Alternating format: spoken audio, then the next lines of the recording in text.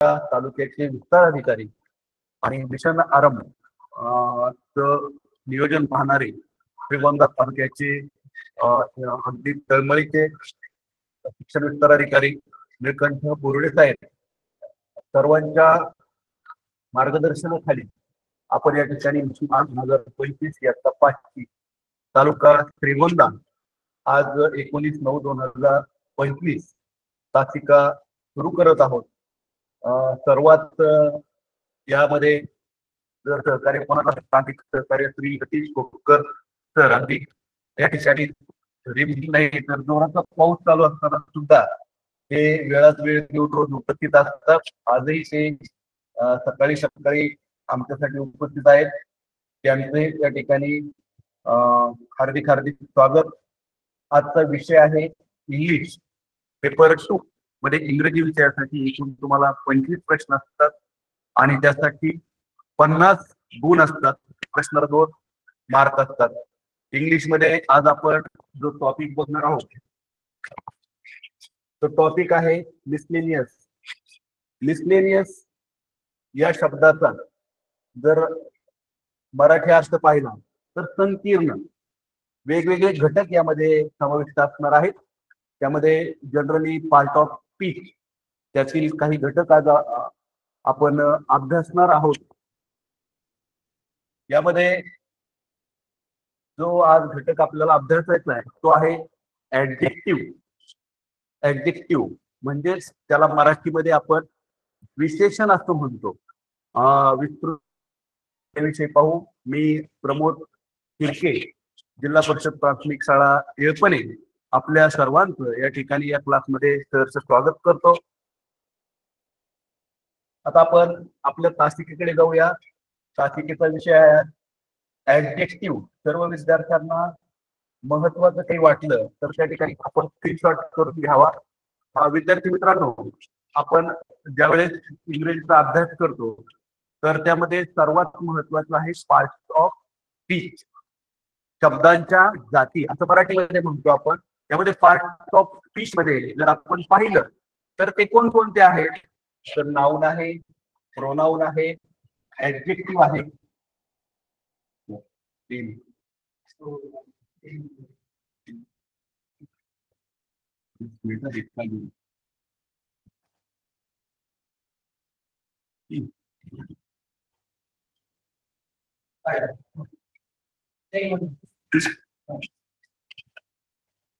Sorry hi marks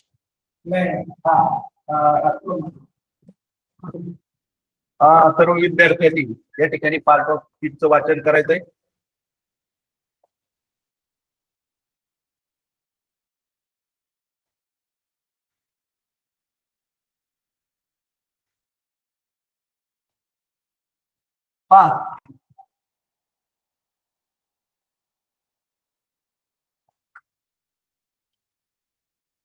पहिला आहे noun,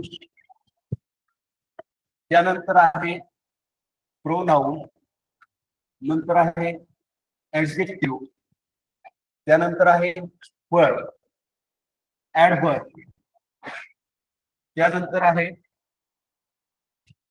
preposition, conjunction आणि इंटरजेक्शन। तर याविषयी यापूर्वीच आपण सर्व विद्यार्थ्यांनी अभ्यासलेले आहेत या जाती। थोडक्यामध्ये आपण पुन्हा यांची ओळख करून घेऊया। नाउन म्हणजे नाम, त्या ठिकाणी person, thing, place, animal, plant यांच्या नाव असतील, नेम असतील तर त्याला आपण नाउन म्हणतो। प्रोनाउन, प्रोनाउन मध्ये काय काय येऊ शकतं तर प्रोनाउन म्हणजे नामाऐवजी in the place of name, नामाऐवजी येणारा शब्द प्रोनाउन। मग प्रोनाउन कोणकोणते आपण लक्षात ठेवले पाहिजे? आय, वी, यू, ही, ती, इट, दे हे सगळे काय आहेत? प्रोनाउन आहेत। त्यानंतर पुढचा जो घटक आहे तो आहे ऍडजेक्टिव्ह। आज आपल्या अभ्यासाचा तो घटक आहे। या दोहोंचा संबंध आहे, नाउन आणि ऍडजेक्टिव्ह। जसा नाउन आणि प्रोनाउन यांचा संबंध आहे तसा नाउन आणि ऍडजेक्टिव्ह यांचा सुद्धा संबंध आहे। प्रोनाऊनला आपण in the place of noun, नामाऐवजी मग शब्द म्हणतो. तर ऍडजेक्टिव्हला काय म्हणतो? ऍडजेक्टिव्ह म्हणजे डिस्क्राईब और टेल्स मोर अबाउट नाउन. नामाऐवजी नामाची विशेष माहिती सांगणारा शब्द किंवा नामाविषयी वर्णन करणारा शब्द असं आपण त्याला म्हणूया. नंतर verb, adverb, preposition, conjunction, interjection हे सर्व या ठिकाणी शब्दांच्या जाती आहेत आणि पुढे जाऊन आपण त्या पाहणार आहोत. आता थोडक्यात व्याख्या पाहूया आपण.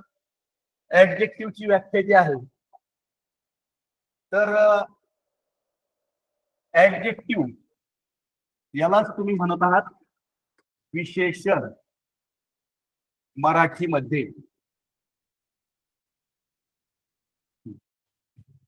आता मी एकदा वाचून दाखवतो, तुम्ही माझ्या बरोबर वाचायची.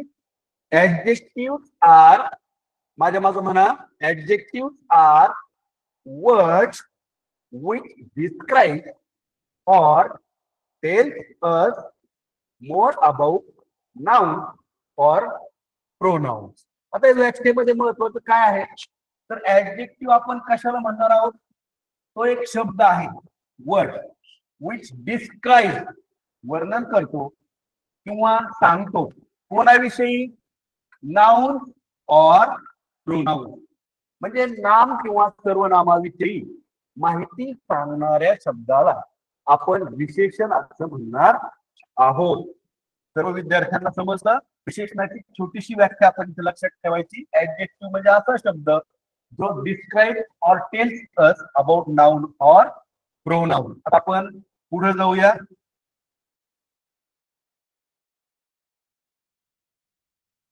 आता मग ऍडजेक्टिव्ह म्हणजे नेमकं काय?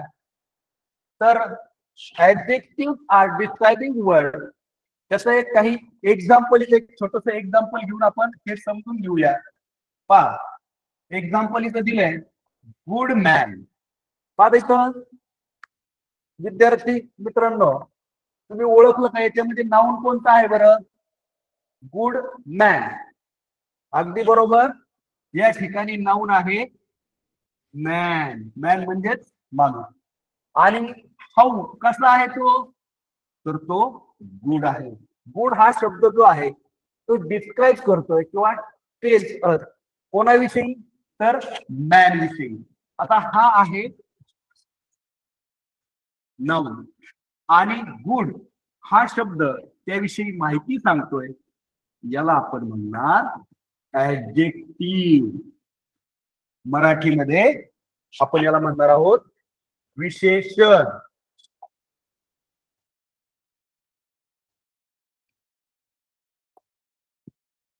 पुन्हा एकदा लक्षात घ्या, गुड हे काय असणार आहे? विशेषण. इंग्रजीमध्ये तुम्ही त्याला म्हणणार आहात ऍडजेक्टिव्ह. मॅन या नामाचे किंवा नाउनचे. But word good tells us more about man. So the word good is an adjective. म्हणजेच या ठिकाणी गुड मॅन यामध्ये मॅन हे नाउन आहे, तर गुड हे विशेषण आहे. आपण आता पुढे जाऊया.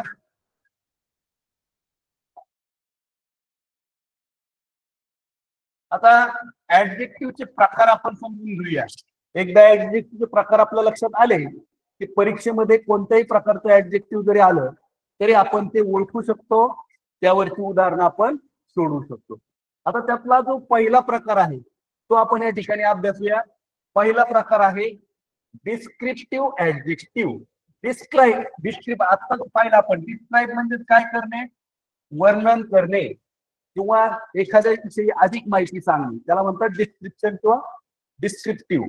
आता डिस्क्रिप्टिव्ह ऍडजेक्टिव्ह, आता डिस्क्रिप्टिव्ह ऍडजेक्टिव्ह हा पहिला प्रकार आहे. असे अनेक प्रकार आहेत ऍडजेक्टिव्हचे, त्यातला पहिला प्रकार आहे डिस्क्रिप्टिव्ह ऍडजेक्टिव्ह. आता डिस्क्रिप्टिव्ह ऍडजेक्टिव्ह म्हणजे काय? तर इट टेल्स अस, माझ्या मागे म्हणायचंय, it tells us the kind और क्वालिटी ऑफ नाउन और प्रोनाउन. पहा, सर्वांच्या लक्षात आलं? कशाविषयी माहिती सांगतं? काइंड और क्वालिटी, त्याची गुणवत्ता किंवा त्याची एखादं वैशिष्ट्य गुणधर्म याविषयी माहिती सांगणारं जे विशेषण असतं त्याला आपण डिस्क्रिप्टिव्ह ऍडजेक्टिव्ह म्हणणार आहोत. आता एक छोटस उदाहरण इथे घेऊया, म्हणजे तुमच्या ते लक्षात येईल. पहा, इथं गर शब्द आलेला आहे. गर हे आहे नाऊन. आणि हाऊ कशी आहे ती? तर ती गुड आहे, म्हणजेच चांगली आहे. त्याला आपण म्हणणार ऍडजेक्टिव्ह. कारण नाऊन विषयी माहिती सांगते ते. नाऊन म्हणजेच नामाविषयी माहिती सांगणारा शब्द. गर्ल हे गर्लला डिस्क्राईब करण्याचं काम या ठिकाणी गुड हा शब्द करतो, म्हणून गुड हे या ठिकाणी आपले ऍडजेक्टिव्ह आहे. तसंच दुसरं उदाहरण पाहूया आपण. मॅन. मॅन हे आहे नाऊन. आता हाऊ कसा आहे तो माणूस? तर तो काइंड आहे, म्हणून काइंड हे या ठिकाणी काय झालं? ऍडजेक्टिव्ह. डिस्क्राईब और tells us about man. Kind हा शब्द काय करतोय? तर मॅन या शब्दाविषयी अधिक माहिती सांगतोय, त्याचं वर्णन करतोय, म्हणून काइंड हे मॅन या शब्दाचे ऍडजेक्टिव्ह आहे. समजलं? ठीक आहे. आता आपण पुढे जाऊया. दुसरा प्रकार आपण इथं अभ्यासूया, ऍडजेक्टिव्ह ऑफ क्वालिटी. पहिला जो पाहिला आपण तो लक्षात आहे सगळ्यांच्या? पुन्हा एकदा पाहून घ्या. Descriptive adjective. आता त्याचे जे प्रकार आहेत त्यातला पहिला प्रकार आपण पाहणार आहोत, ऍडजेक्टिव्ह ऑफ क्वालिटी. व्यक्ती किंवा वस्तूचा गुण, स्वरूप, रंग, आकार, प्रकार याविषयी तो माहिती सांगतो. गुणविशेषण म्हणतो. आपल्या मराठीच्या व्याकरणामध्ये त्याला शब्द काय आहे? गुणविशेषण. आता आपण तुम्ही सीमीचे विद्यार्थी आहात, त्यामुळे दोनही भाषेमध्ये या ठिकाणी आपण माहिती दिलेली आहे. जर आपल्याला माहिती महत्वाची वाटली तर त्याचे स्क्रीनशॉट आपण आपल्या स्तरावर काढून ठेवायची सर्व विद्यार्थ्यांनी, पुन्हा आपल्याला ते अभ्यासण्यासाठी. ऍडजेक्टिव्ह ऑफ क्वालिटी म्हणजे गुणविशेषण. व्यक्ती किंवा वस्तूचं गुण असेल, स्वरूप असेल, रंग असेल, आकार असेल, प्रकार असेल याविषयी माहिती सांगणारा शब्द. आता इथं पहा, उदाहरण कोणकोणते आहेत? गुड,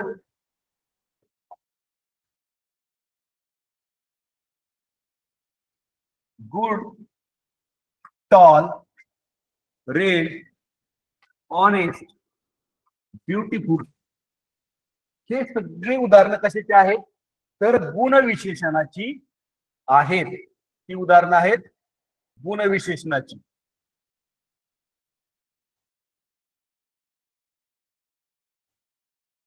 गुड, आताच आपण पाहिलं गुड मॅन. गुड मॅन शब्द घेऊ शकता तुम्ही. टॉल, टॉल बॉय घेऊ शकता. रेड, रेड ऍपल म्हणू शकता. ऑनेस्ट मॅन म्हणू शकता. ब्युटिफुल गर्ल म्हणू शकता. आता इथे एक उदाहरण आपण पाहूया. एक उदाहरण दिलेलं आहे, शी इज अ ब्युटिफुल गर्ल. आता या वाक्यामध्ये नाऊन कोणतं आहे सांगा बरं विद्यार्थ्यांना मला. अगदी बरोबर, गर्ल हे नाऊन आहे. आता गर्ल या शब्दाविषयी या वाक्यामध्ये कोण माहिती सांगतोय बरं आपल्याला? कोणता शब्द माहिती सांगतोय? करेक्ट, ब्युटिफुल हा शब्द म्हणजे सुंदर. आता पहा, नाऊन गर्ल आहे, त्याच्याविषयी अधिक माहिती सांगणारा, डिस्क्राईब करणारा टेल्स अस अबाउट गर्ल जर कोणता शब्द असेल तर तो आहे ब्युटिफुल. म्हणून ब्युटिफुल या ठिकाणी काय झालं? ऍडजेक्टिव्ह झालं. लक्षात घ्या, ती सुंदर मुलगी आहे. मुलगी हे नाऊन आहे आणि सुंदर हा शब्द अधिक माहिती सांगतोय, त्याला तिथं आपण ब्युटिफुल म्हटलेला आहे. नाऊन आणि ऍडजेक्टिव्ह ही संकल्पना आता तुमच्या लक्षात आली असेल. प्रकार पहिला आपण या ठिकाणी पाहिलेला आहे. दुसरा प्रकार पाहूया, ऍडजेक्टिव्ह ऑफ क्वालिटी. क्वांटिटी पहिला जो होता तो क्वालिटी होता, गुणविशेषण. आता परिमाण विशेषण. परिमाण आता परिमाण म्हणजे काय रे, तर किती प्रमाणात आहे ते सांगतात. जर मोजता येत नसेल तर जे जर मोजता येत नसेल आपल्याला 1 2 3 4 5 असं मोजता येत नसेल त्यासाठी त्यावेळेस जे विशेषण आपण वापरतो त्याला म्हणतात परिमाण विशेषण.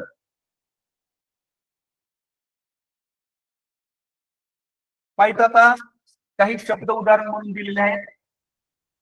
ऍडजेक्टिव्ह ऑफ क्वांटिटीचे सम, लिटल, मच, इनफ, फार हे शब्द जनरली आपण कधी वापरतो, तर ज्या वेळेस अनकाउंटेबल नाउन असेल त्यावेळेस हे शब्द वापरले जातात.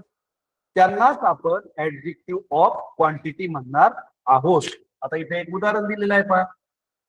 आय हॅव लिटल मनी, माझ्याकडे थोडे पैसे आहेत. आता इथं आपल्याला सुरुवातीला काय शोधावं लागतं, तर नाउन. आणि किती आहेत, हाऊ मेनी, लिटल थोडेच आहेत. हे झालं adjective. Adjective of quantity, adjective of quantity ही संकल्पना आता सर्वांच्या लक्षात आली असेल. आता आपण पुढचा प्रकार पाहूया. तिसरा प्रकार ऍडजेक्टिव्ह ऑफ नंबर, संख्या विशेषण. क्वालिटी झालं, क्वांटिटी झालं, आता नंबर म्हणजे संख्या विशेषण. आता मराठीमध्ये थोडक्यात त्यांनी सांगितलेलं आहे आपल्याला, किती किंवा क्रम सांगतात. म्हणजे तिथं आपले कार्डिनल नंबर आणि ऑर्डिनल नंबर हे सगळे जे आहेत ते कोण आहेत, तर ऍडजेक्टिव्ह ऑफ नंबर आहे. म्हणजे क्रम संख्यावाचक विशेषण आहे. इथनं पुढे लक्षात ठेवायचं, आपण जे 1 2 3 4 म्हणतो किंवा फर्स्ट सेकंड थर्ड फोर्थ म्हणतो, या सर्वांना आपण काय म्हणायचं, तर संख्यावाचक विशेषण ऍडजेक्टिव्ह ऑफ नंबर. इथं पहा कोणकोणते आहेत उदाहरण मी वाचतो, माझ्या मागे सगळ्यांनी वाचायचे.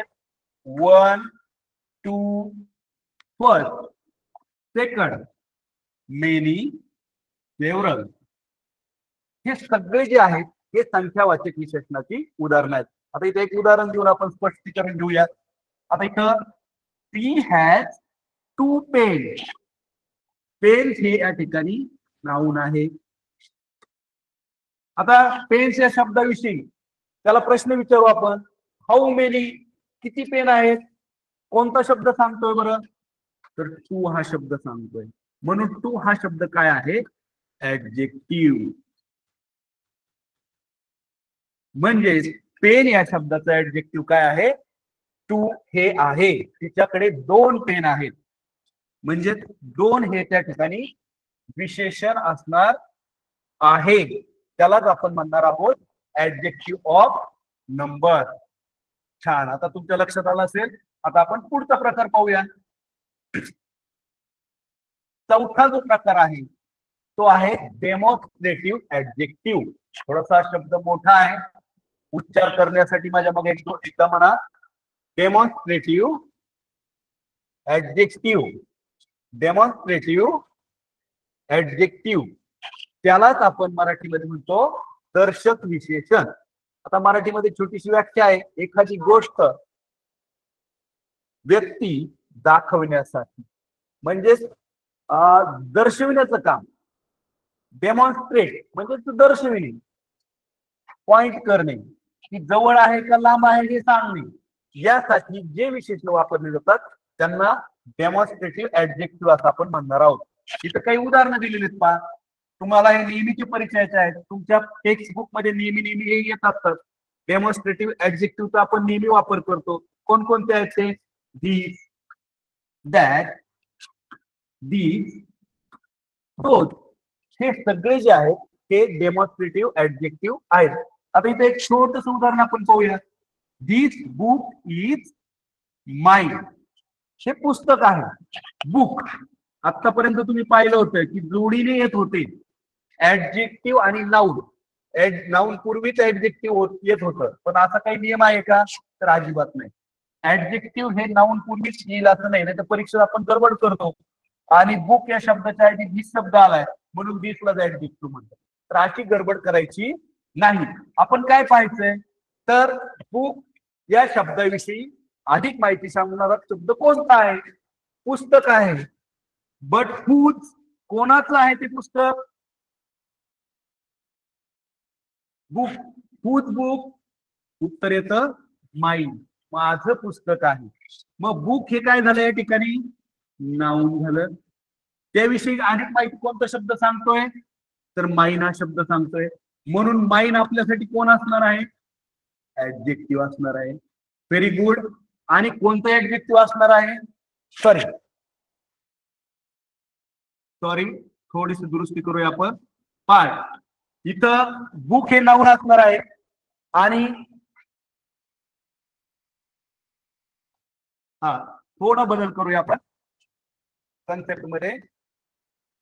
हा बुक हे नाउन.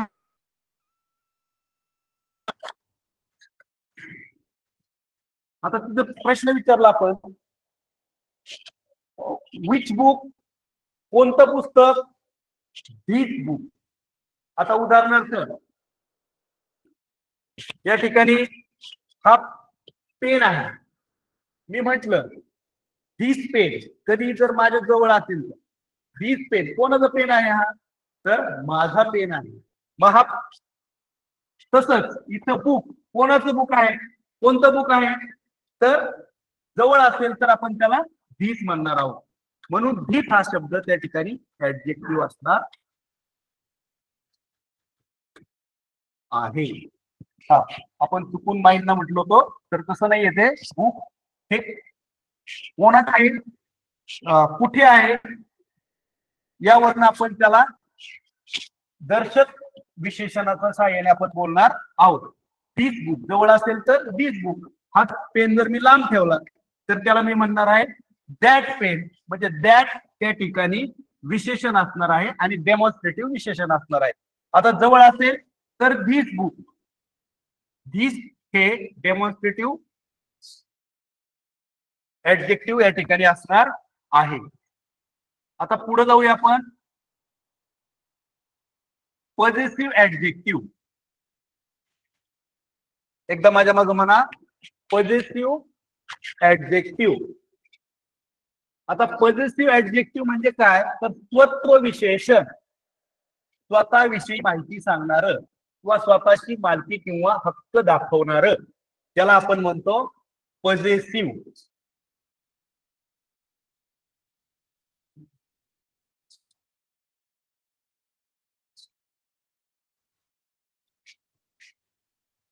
पॉझिटिव्ह ऍडजेक्टिव्ह स्वत्व विषय.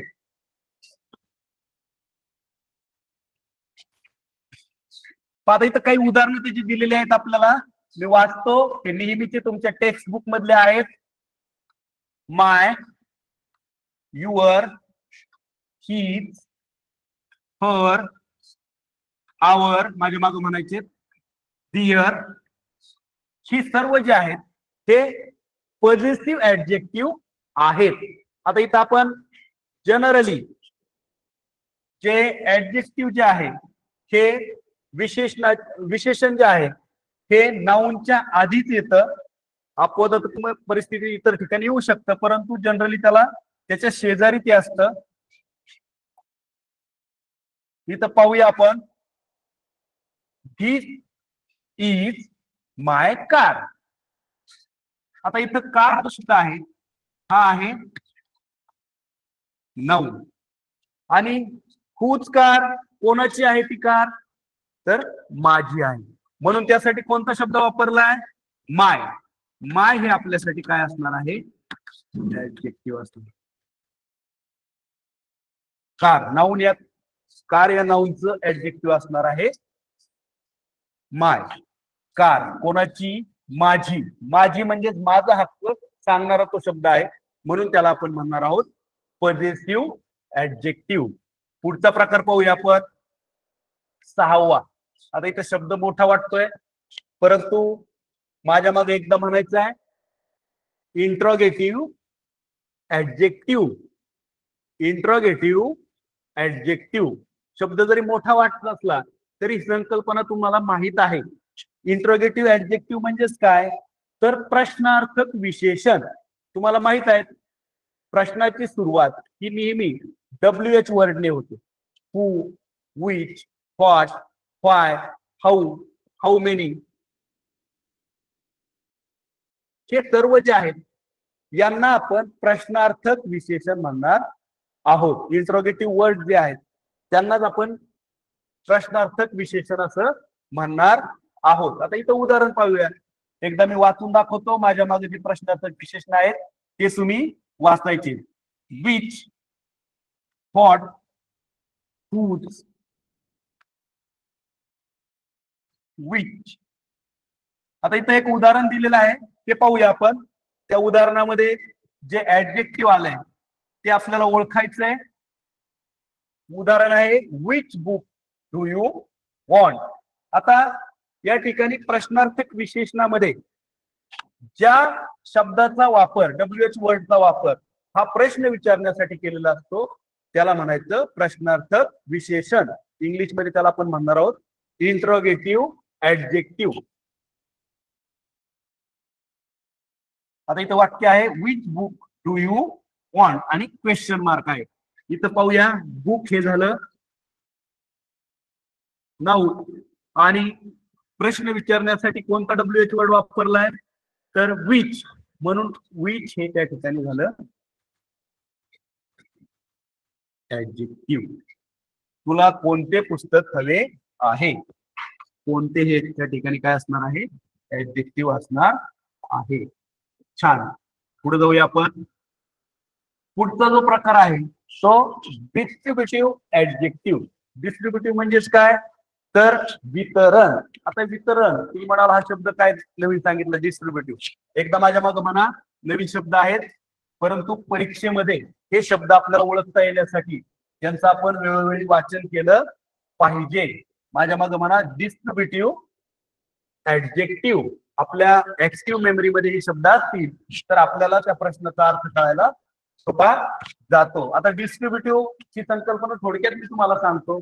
तुमच्या आपल्या शाळेमध्ये जो शालेय पोषण आहार असतो त्यामध्ये तुम्हाला केळी वाटल्या जातात, गुळ शेंगदाणे वाटले जातात, कधी कधी बिस्किट वाटले जातात. ते पदार्थ वाटण्यासाठी काही मुलं तुमच्या वर्गामध्ये म्हणजे ते तुमच्यात काय करतात डिस्ट्रीब्युशन करतात म्हणजेच वाटप करतात. त्यालाच आपण काय म्हणणार आहोत डिस्ट्रीब्युटिव्ह ऍडजेक्टिव्ह. या ठिकाणी डिस्ट्रीब्युट म्हणजे वाटणे, त्याविषयी तुम्ही विशेषण आहे त्यालाच आपण म्हणणार आहोत डिस्ट्रीब्युटिव्ह ऍडजेक्टिव्ह. मराठीमध्ये आपण त्याला म्हणू विभाजक विशेषण. व्यक्ती किंवा वस्तू स्वतंत्रपणे दाखवितात त्यांना म्हणायचं डिस्ट्रीब्युटिव्ह ऍडजेक्टिव्ह. आणि कोणकोणते ते इच, एव्हरी, आयदर, नायदर. पाहून ठेवा हे जे आहेत हे डिस्ट्रीब्युटिव्ह ऍडजेक्टिव्ह आहेत. आता त्याचं एक उदाहरण आपण पाहूया. Each student got a prize. Each student म्हणजे प्रत्येक मुलाला या ठिकाणी बक्षीस मिळालेलं आहे. आपण वाक्यातलं पहिल्यांदा काय ठेवूया नाऊन ते आहे स्टुडंट. आणि स्टुडंट या नाऊनला विषयी कोण माहिती सांगतोय इच. हाऊ मेनी कोणाकोणाला तर प्रत्येकाला, म्हणून हे झालं ऍडजेक्टिव्ह. स्टुडंट या शब्दाविषयी, स्टुडंट या शब्दाला डिस्क्राईब करणारा शब्द आहे इच, म्हणून ते या ठिकाणी ऍडजेक्टिव्ह असणार आहे. पाहूया एम्फॅसाइजिंग ऍडजेक्टिव्ह. जोर देणारे, जोर देणारे. एम्फॅसाइजिंग, एम्फॅसाइज म्हणजे काय करणे जोर देणे. लक्षात ठेवा एखाद्या नामावर विशेष भर देतात अशा ऍडजेक्टिव्हला आपल्याला आता काय म्हणायचंय एम्फॅसाइजिंग ऍडजेक्टिव्ह. जोर देणारे विशेषण. आता एक उदाहरण पाहूया आपण. कोणकोणते आहेत त्याची ओन आहे, फेरी आहे, त्याचबरोबर दिस इज. इथे एक उदाहरण पाहूया दिस इज माय ओन हाऊस. आता इथं हाऊस हा शब्द नाऊन आहे. हुज कोणाचे तर माझे, म्हणून ऍडजेक्टिव्ह कोणता आहे ओ.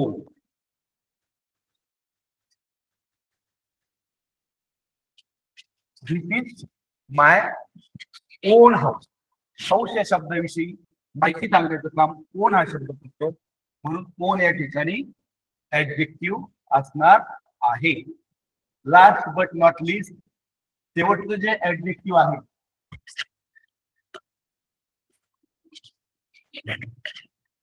शेवटचं जे ऍडजेक्टिव्ह आहे तर ते आहे एक्सक्लामेटरी ऍडजेक्टिव्ह, म्हणजेच उद्गारवाचक विशेषण. माझ्या मागे एकदा म्हणा, एक्सक्लामेटरी ऍडजेक्टिव्ह. एक्सक्लामेटरी ऍडजेक्टिव्ह उद्गारवाचक विशेषण. आता हे तुम्हाला माहित आहे, एक्सक्लामेटरी म्हटलं की तुमच्या डोक्यामध्ये काय दिसतं?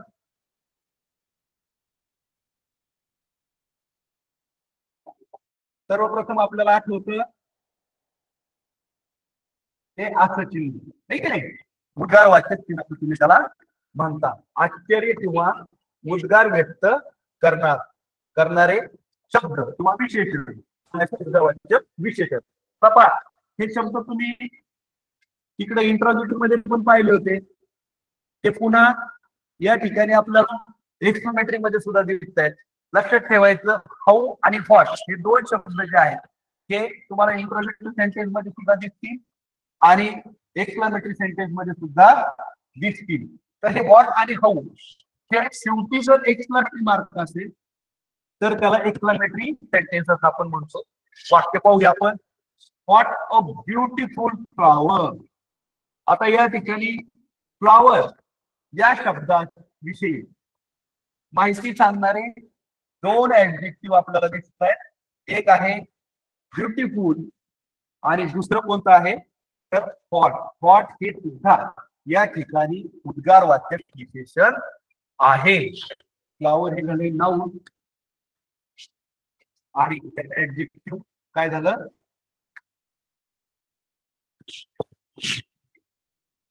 ठीक आहे. आता तुम्हाला सर्व प्रकार जे आहेत ऍडजेक्टिव्हचे ते समजले असतील. पहा ऍडजेक्टिव्हच्या संदर्भामध्ये एकतर सोपा जर प्रश्न आला तर त्यासाठी कोणते शब्द असू शकतात ते इथे आपण फॉर्म्युला पाहूया. त्यानंतर मध्यम किंवा कठीण गटामध्ये जर आले तर आता आपण जे 9 प्रकार पाहिलेले आहेत त्याचा तुम्हाला सखोल अभ्यास करणं गरजेचं आहे. आता सगळ्यात महत्वाचं याचं वैशिष्ट्य काय आहे, एक दोन वैशिष्ट्य आहेत ज्याच्या साहाय्याने आपण ऍडजेक्टिव्ह अगदी पाहिल्या फर्स्ट रिडिंग मध्ये ओळखू शकतो. तर जनरली जे ऍडजेक्टिव्ह आहेत ते वाय किंवा FUL जोडून तयार होणारे असतात. आता त्यामध्ये FUL जोडून तयार होणारे ऍडजेक्टिव्ह कोणते आहेत एकदा माझ्या मागे वाचायचे तुम्ही. ब्युटी हा शब्द आहे, हा वर्ड आहे, यापासून कोणतं ऍडजेक्टिव्ह तयार होतं beautiful. Joy care careful, harmful, youthful, helpful. आता इथं जे beautiful, joyful, careful, harmful, youthful आणि हेल्पफुल. केअरफुल आता इथं प्रिंटिंग मिस्टेक आहे, आपण ते दुरुस्त करूया. ठीक आहे. केअरफुल म्हणजे या ठिकाणी काय साधर्म दिसतंय तुम्हाला सगळ्यांना, तर सगळ्यांच्या शेवटी काय आहे फुल आहे. म्हणजे हा एक पॅटर्न आहे. असे फुल लागून ऍडजेक्टिव्ह जनरली तयार होतात. आणखी कसे हे ऍडजेक्टिव्ह तयार होतात ते पाहूया आपण. वाय जुळवून तयार होणारे ऍडजेक्टिव्ह. आता इथं काही शब्द दिलेले आहेत वर्ड आणि त्याला वाय लावल्यानंतर मात्र त्याचं ऍडजेक्टिव्ह तयार होतं. अँगर, angry, taste, tasty, health, healthy, cloud, cloudy, luck, lucky, ice, icy, mud, muddy, risk, risky. सगळ्यांच्या शेवटी जर आपण पाहिलं तर कोणतं अक्षर आपल्याला इथं सामने दिसतंय, तर वाय. म्हणजे जनरली लक्षात ठेवायचं, असे वाय त्या ठिकाणी प्रत्यय लागून त्या ठिकाणी जे ऍडजेक्टिव्ह तयार होतात, दोन पॅटर्न आपण पाहिले ऍडजेक्टिव्ह तयार होण्याचे. एक फुल, त्या ठिकाणी आपण सफिक्स म्हणतो पाहता. फुल सफिक्स लागून काही ऍडजेक्टिव्ह तयार होतात, तर काही ऍडजेक्टिव्ह वाय हे सफिक्स लागून तयार होतात. जनरली ओळखण्यासाठी नेहमी हा नियम लागू होईल असं नाही. अपवादात्मक परिस्थितीमध्ये वेगळ्या पद्धतीने सुद्धा ऍडजेक्टिव्ह तयार होतात. आता आपण आतापर्यंत ऍडजेक्टिव्हचे 9 प्रकार पाहिले. त्याचबरोबर या ठिकाणी सोप्या पद्धतीने कसे तयार होतात सफिक्स ने, हेही आपण पाहिलं. आता आपण प्रत्यक्ष त्यावर विचारलेल्या गेलेल्या प्रश्नांचा आपण या ठिकाणी अभ्यास करूया. आता प्रश्न वाचायचा आहे सगळ्यांनी.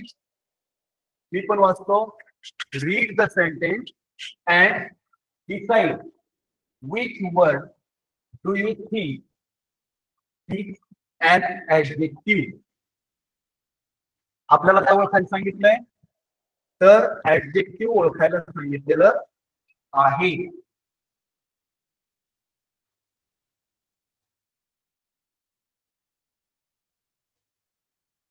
वाक्य पहा, वाक्य वाचा. I have great idea.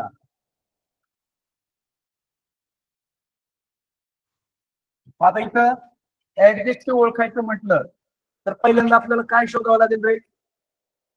Correct. काय शोधावं लागेल? नाऊन. कोणतंही नाऊन इथं? आयडिया, कल्पना. आणि कशी आहे ती आयडिया? हाऊ ग्रेट आहे. ग्रेट हा शब्द आयडिया या शब्दाविषयी अधिक माहिती सांगतो. म्हणून ऍडजेक्टिव्ह काय आहे? ग्रेट आहे. पर्याय क्रमांक 3 हे उत्तर बरोबर आहे. ठीक आहे. उत्तर लिहिताना तुम्हाला दाखवलेली त्यामध्ये पर्याय क्रमांक 3 चा गोल तुम्हाला त्या ठिकाणी व्यवस्थित रंगवायचा आहे. छान. पुढचा प्रश्न पाहूया आपण.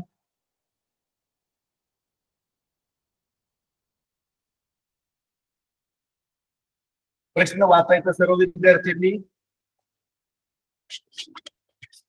Where will you put an adjective? Please following sentence. हा प्रश्न अतिशय सोपा आहे, परंतु आपली जर ऍक्टिव्ह मेमरी, ऍक्टिव्ह व्होकॅब्युलरी जी आहे, यामध्ये जर अधिक शब्द नसतील किंवा आपण ते लक्षपूर्वक वाचत नसू, टेक्स्टबुक मधले पुस्तकातले शब्द जर वाचत नसू, तर आपल्याला प्रश्न समजणार नाही आणि उत्तर माहित असून सुद्धा लिहिता येणार नाही.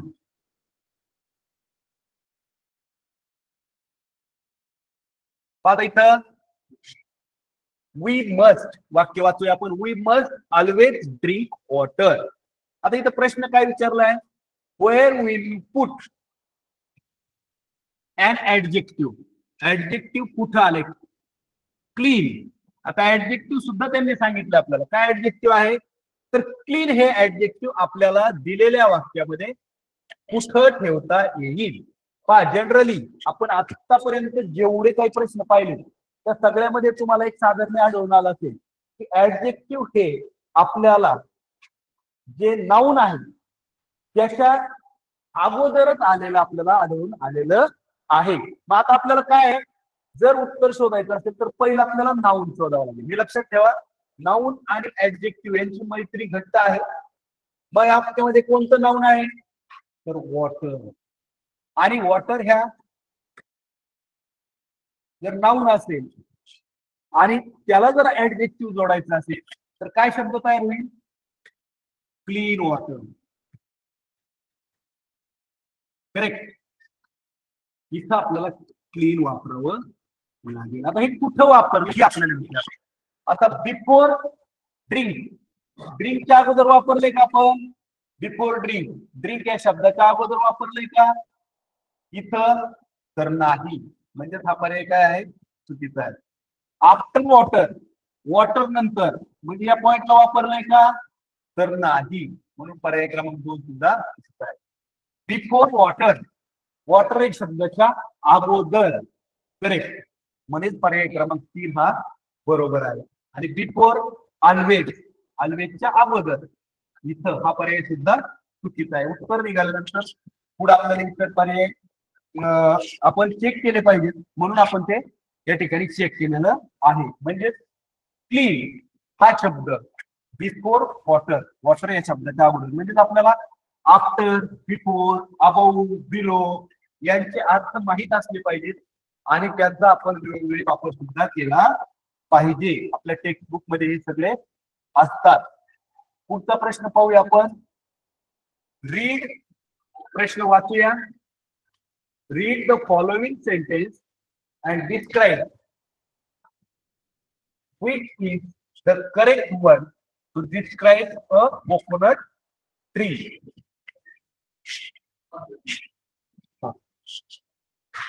Read the following sentence and describe which is the correct one to describe a coconut tree. Describe म्हणजे वर्णन करणे.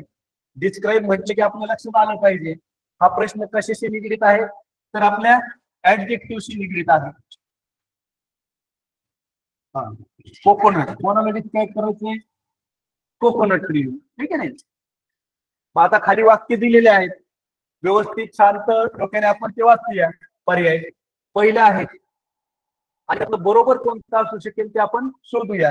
पहिलं वाक्य वाचूया. This is a big tree, this is a tall tree, this is a huge tree, and fourth one is this is a short tree.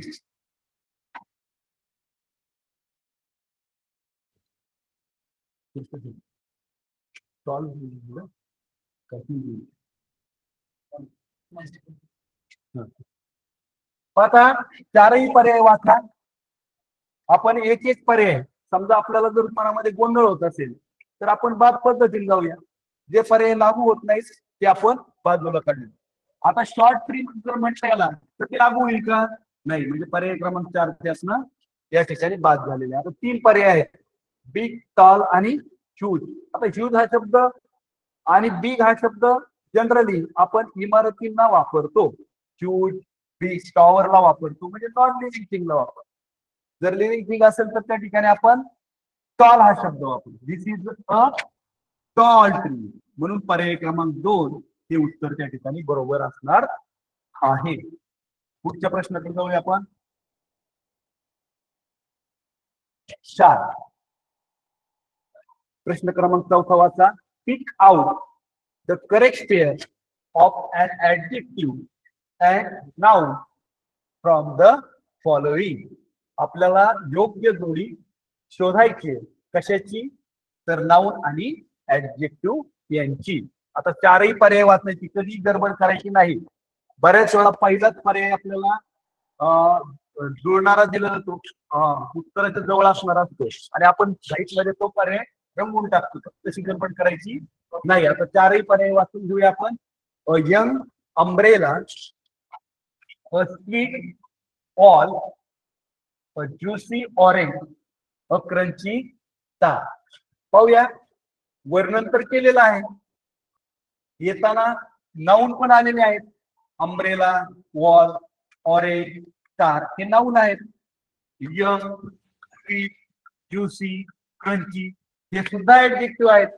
परंतु आपल्याला काय करायचंय तर योग्य जोडी निवडायची. पहा, करेक्ट पेअर आपल्याला निवडायची. आता यंग अम्ब्रेला, अम्ब्रेला म्हणजे काय रे? छत्री. छत्री यंग असू शकते का? नाही. यंग हा आपण लिव्हिंग थिंगच्या बाबतीमध्ये वापरतो, म्हणजेच हा पर्याय चुकलेला आहे. स्वीट ऑल, भिंतीला स्वीट म्हटलंय, म्हणता येईल का? नाही. स्वीट हा शब्द आपण खाद्यपदार्थाशी निगडीत आहे, म्हणजे तो सुद्धा पर्याय चुकीचा आहे. अ ज्युसी ऑरेंज, ऑरेंज म्हणजे काय? संत्री, आणि ती कशी आहे? ज्युसी. म्हणजे पर्याय क्रमांक 3 हे उत्तर बरोबर असणार आहे. चौथं पण चेक करून पाहूया. Crunchy star. आता स्टारला कसं आपण क्रंची म्हणणार? ब्राईट स्टार म्हणू शकतो. क्रंची हा शब्द सुद्धा आपले खाद्यपदार्थ फूडशी निगडीत आहे, म्हणजे हा सुद्धा पर्याय चुकीचा आहे. पर्याय क्रमांक 3 हे त्याचं योग्य उत्तर असणार आहे. पुढचा प्रश्न पाहूया आपण. प्रश्न क्रमांक 5 वाचायचंय सगळ्यांनी. Replace the underline word to make the sentence meaningful. आता या ठिकाणी अंडरलाईन वर्ड कोणता आहे? अलॉंग हा अंडरलाईन वर्ड आहे. आपल्याला तो रिप्लेस करायचा आहे, म्हणजे बदलायचा आहे, आणि पर्यायातून योग्य शब्द त्या ठिकाणी बसेल असा योग्य पर्याय, अचूक पर्याय आपल्याला निवडायचा आहे. वाक्य आहे, I saw a long elephant. आता आपण हत्ती पाहिला, हत्तीला आपण लॉंग एलिफंट म्हणू शकतो का? नाही. त्याला आपण कोणता शब्द वापरू शकतो यापैकी? पाहूया आपण. याला रिप्लेस करायचं. अ लॉंग या शब्दाला आपल्याला पहिला आहे राऊंड, गोल नाही, कोल्ड थंड नाही, ब्राईट चमकदार नाही, आणि बिग बिग हा शब्द मात्र आपण त्या ठिकाणी वापरू शकतो. म्हणजे पर्याय क्रमांक 4 हे उत्तर येईल.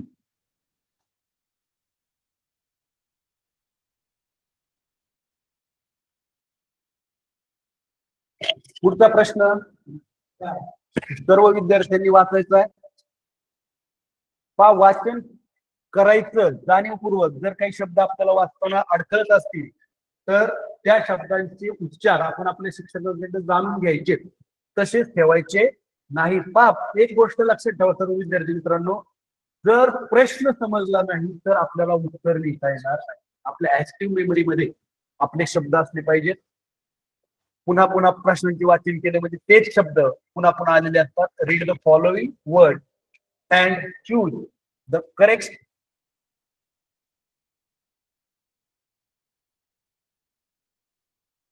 read the following word and choose the correct word to make the sentence meaningful.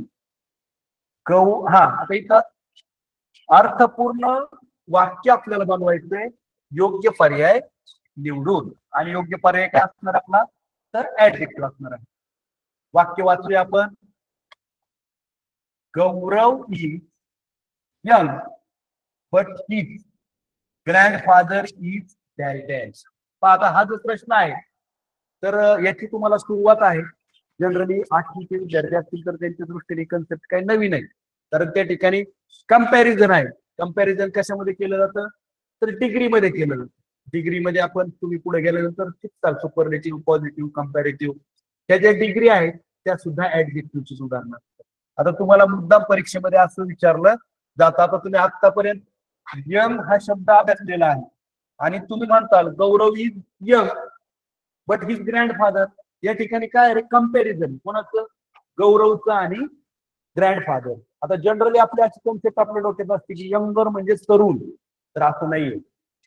ही तरुण संकल्पना ही सापेक्ष आहे. जर लहान मुलगा असेल 5 वर्षाचा आणि त्याचा मोठा भाऊ असेल 10 वर्षाचा, 10 वर्षाच्या भावाला आपण यंगर म्हणणार आहोत.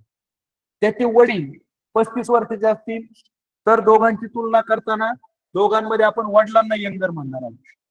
आणि जर त्या ठिकाणी वडिलांची आणि आजोबांची तुलना करणार असेल तर त्या ठिकाणी आजोबा सुद्धा होणार.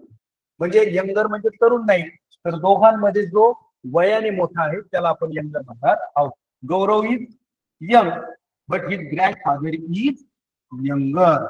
पर्याय क्रमांक 2. आता बरेचसे मुलं या ठिकाणी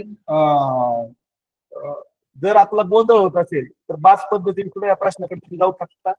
थिन आणि थिक म्हणजे जाड आणि पातळ अशी तर आपण तुलना दोघांची करू शकत नाही, म्हणजे हा पर्याय बाद. नंतर आता ओल्ड, कदाचित इथं तुम्ही फसू शकता, पण इथं ओल्डर असेल तरच त्यांची तुलना करण्यासाठी हा शब्द योग्य आहे. आणि टॉल, आता टॉल असू शकतात पण प्रश्नात आपल्याला या संदर्भात काय दिले का? तर नाही, म्हणून हा पर्याय चुकीचा आहे. तर पर्याय क्रमांक 2 यंगर हे त्याचं योग्य उत्तर असणार आहे. पुढचा प्रश्न पाहूया.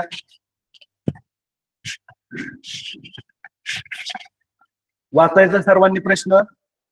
Look at the picture and decide which word is used incorrectly for the picture. आता लगेच मुलं जे आहे प्रश्न वाचताना गडबड करतात आणि इनकरेक्टली हा शब्द करेक्टली असा वाचून बसतात आणि मग उत्तर चुकलेलं असतं. आणि आपण ज्यावेळेस परीक्षा देऊन येतो, ज्यावेळेस उत्तर सूची तपासतो त्यावेळेस लक्ष येतं. त्यामुळे कधीही प्रश्न हा अतिशय काळजीपूर्वक अवधार विचलित होऊ न देता वाचायचा.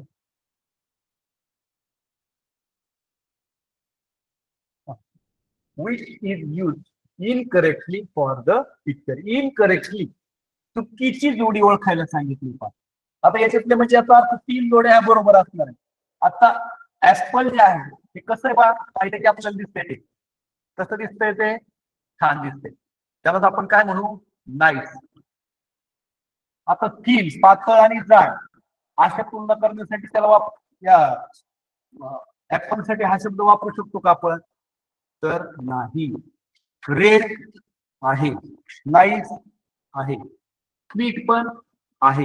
म्हणजेच पर्याय क्रमांक 2 हा इनकरेक्टली चुकीचा पर्याय आहे. चुकीचं ऍडजेक्टिव्ह आहे. ते जरी ऍडजेक्टिव्ह असलं तरी चुकीचं ऍडजेक्टिव्ह हे 3 असणार आहे. प्रश्न या ठिकाणी काळजीपूर्वक वाचायचे. बरीच मुलं गडबडीत वाचतात आणि ऍपल नाही लगेच पर्याय क्रमांक 1 ला बरोबर करून ठेवतात. प्रश्न क्रमांक 5 सर्वांनी प्रश्न वाचायचा आहे. Observe the picture and decide for it. आता आपल्याला तिथे इनकरेक्ट विचारली ती, इथं आपल्याला आता कशी विचारली रे, करेक्ट योग्य जोडी. चारही पर्याय वाचूया आपण. Weight and dry. वेट म्हणजे कोरड, ड्राय म्हणजे कोरड. Rough and smooth. रफ म्हणजे खडबडीत, स्मूथ म्हणजे मऊ.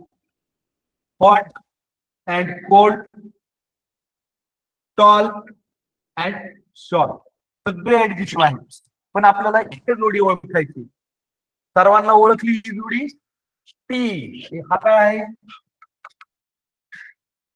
टी. हा, आणि हे काय आहे रे, आईस्क्रीम आहे. मग टी कसा आहे रे, गरम म्हणजे हॉट आहे. आणि आईस्क्रीम कशी आहे, कोल्ड आहे. मग यासाठी कोणता पर्याय योग्य होईल, हॉट अँड कोल्ड. पर्याय क्रमांक 3 याचं बरोबर उत्तर असणार आहे. छान, खूप मुलांनी उत्तर दिलेलं आहे योग्य. सर्वांचं अभिनंदन. प्रश्न क्रमांक 9 प्रश्न वाचायचा आहे. Read the option and decide which is the wrong option. पा स्मार्ट, स्मार्टर, स्मार्टेस्ट, गुड. आता हे पहा, डिग्री मी तुम्हाला सांगितलं होतं काही कन्सेप्ट ते आपल्याला पुढे अभ्यासात आहे, परंतु पुस्तकामध्ये कुठेतरी टेक्स्ट बुक मध्ये आलेले असतात. आपण चिकित्सकपणे ते अभ्यासले पाहिजे. डिग्री हा टॉपिक जरी नसला तरी त्यावर प्रश्न मात्र विचारला जाऊ शकतो. Smart, smarter, smartest, good, better, best, beautiful, more beautiful, most beautiful, strong, more strong, most strong. तर यामध्ये चुकीची जोडी आहे ती 4 नंबरची. स्ट्रॉंग, स्ट्रॉंगर, स्ट्रॉंगेस्ट असं आपण डिग्री मध्ये त्याचा वापर करतो. त्यामुळे 4 नंबरची जोडी ही चुकीची असणार आहे. त्यानंतर read the sentence and find out the adjective from it. My friend called my dog clever.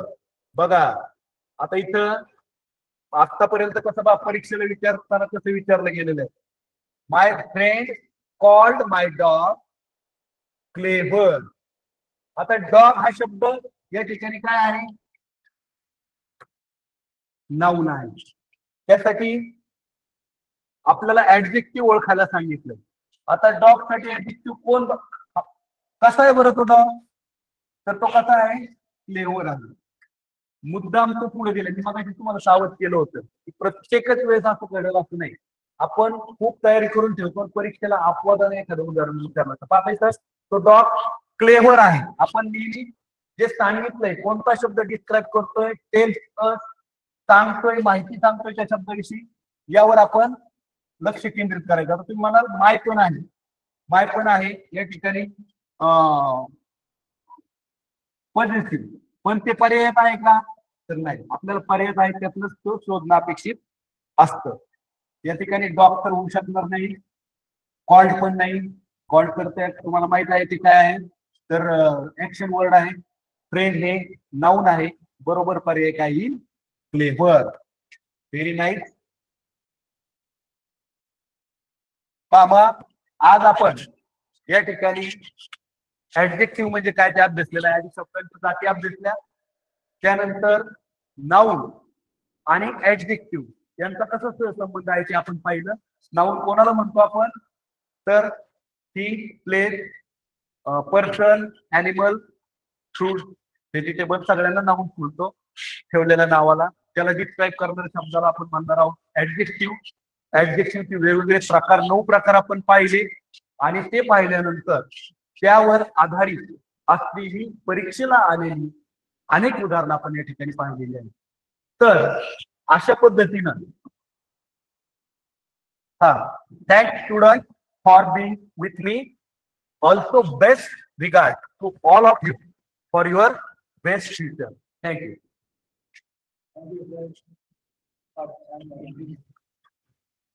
वेळेचं टेन्शन कळत नाही.